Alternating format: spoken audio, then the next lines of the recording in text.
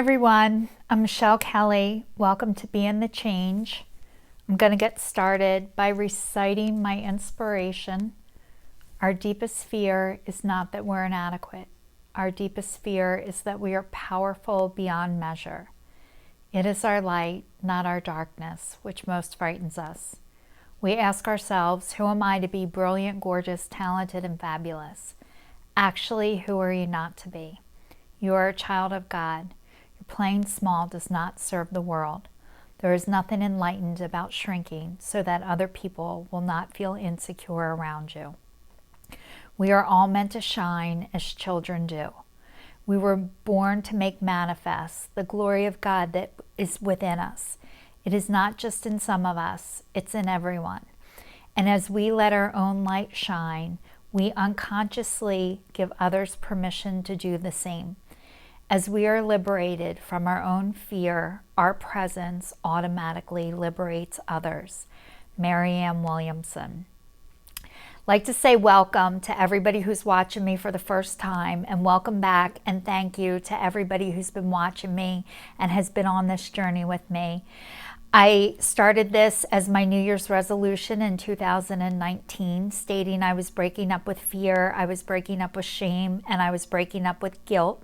And I was doing a weekly video to keep you guys updated. And fear, shame, and guilt hasn't broken up with me yet. And I'm reporting back to you how I'm dealing with that. And what I'm doing is I'm practicing. I'm practicing every single day not to let fear, shame, and guilt run my life anymore. So it's not that it's not present. It's still there. But I have to work through it and not listen to it.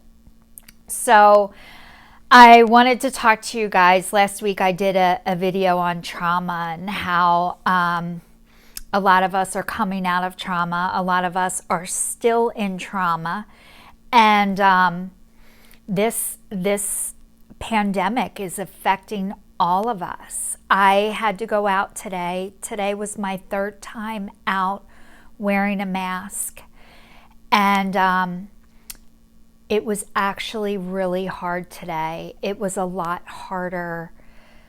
You see people wearing their mask on Facebook and they're cute and, they look good. And then to actually wear one out is a lot more traumatizing. It is, at least for me anyway. I got into the store today and I started to feel like I couldn't breathe. And my mask is not thick, but I just couldn't wait to get the hell out of there and take that thing down. I think I was panicking. I don't know. It was this horrible feeling that came over me. And it's affecting me, and I can't pretend like it's not. And it is a lot safer and easier just to stay home. And whenever I go out, like today, I was having a great morning. I got ready and I was getting ready to go out, and this horrible depression came over me. And so it's hard. Our way of life is changing. In Pennsylvania, you cannot go out into a store at all unless you have a mask.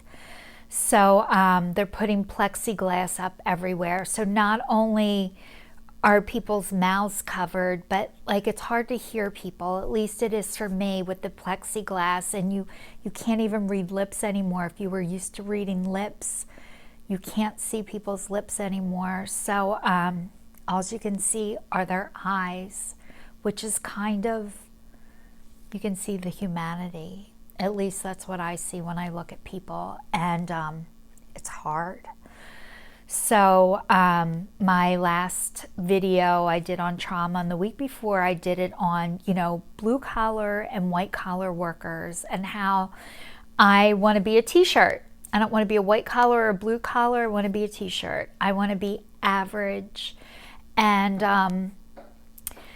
I'm realizing, and they're letting everybody know now how important blue collar workers are. And to me, blue-collar workers were always important. I was a blue-collar worker, and You know, putting people on pedestals because of their job or their financial status, it is such a dangerous thing to do. Eventually people fall off, and it's a hard life. And you know, thinking you're above somebody because of your financial status or the job that you do is exhausting, and eventually it catches up to you. And I think treating anybody shitty because you think they're beneath you is exhausting. And being treated shitty by people who have that attitude is exhausting too, because I've also been on the receiving end of that. And I finally feel like I'm like everyone else, like I'm a human, and we're all human, and everybody makes mistakes. We live in a world where people cannot acknowledge that they made a mistake or apologize. And I want to tell you, I grew up like that too. It was not safe to ever make a mistake. You were ridiculed, unmerciful. So usually I thought I didn't make mistakes. I thought I did things because of what you did, and I was reacting to what you did, and therefore it was your fault.